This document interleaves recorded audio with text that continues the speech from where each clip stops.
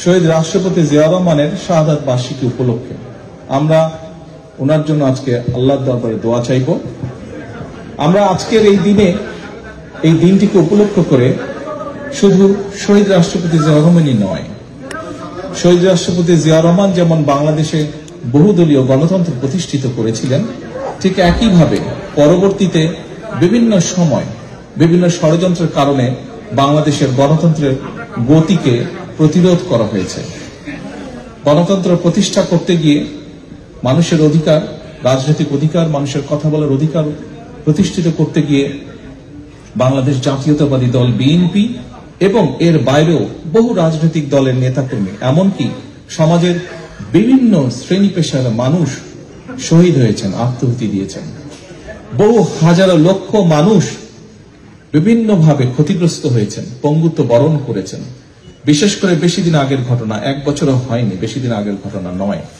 আমরা যদি July August মাসের সেই আন্দোলনের দিনগুলোর কথা মনে করি, তাহলে আমরা দেখতে পাবো কি হারে সেই পলাতক স্বৈরাচার, সেই স্বৈরাচার ক্ষমতাকে ধরে রাখার জন্য কি হারে মানুষকে হত্যা করেছে, কি হারে বহু মানুষের সারা জীবনের দৃষ্টি কেড়ে নিয়েছে, কিভাবে বহু হাজারো মানুষ কিভাবে ক্ষতিগ্রস্ত হয়েছে, শারীরিকভাবে পঙ্গুত্ব বরণ করেছে।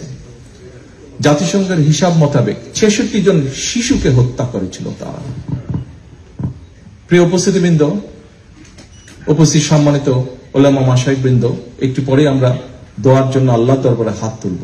আমি আপনাদের কাছে আজকে সকলকে অনুরোধ করব, শহীদ রাষ্ট্রপতি জিয়াউর রহমানের শাহাদাত বার্ষিকী উপলক্ষে আমরা যেমন তার জন্য দোয়া চাইব, আমরা বাংলাদেশের গণতন্ত্রকে প্রতিষ্ঠিত করার জন্য, এই দেশকে স্বাধীন করার জন্য যেখানে যত মানুষ আত্মহত্যা দিয়েছেন জীবন, যেখানে যত মানুষ বিভিন্নভাবে ক্ষতিগ্রস্ত হয়েছেন, প্রত্যেকের জন্য আমরা আল্লাহর দরবারে দোয়া চাইব। এখানে আমরা বহু মানুষ উপস্থিত আছি যাদের আপনজন, বিভিন্ন জন আপনজনকে আমরা হারিয়েছি, বিভিন্ন জন হারিয়েছে আপনজনকে, যারা এই মুহূর্তে আমাদের সাথে নেই, এই দুনিয়াতে নেই। আমরা সেই মানুষগুলোর জন্য আমরা আল্লাহর দরবারে দোয়া চাইব। প্রিয় উপস্থিতিবৃন্দ, সম্মানিত অতিথিবৃন্দ, আমরা আরেকটি বিষয়ে আল্লাহর কাছে দোয়া চাইব, আল্লাহর রহমত চাইব আজকের এই দিনে।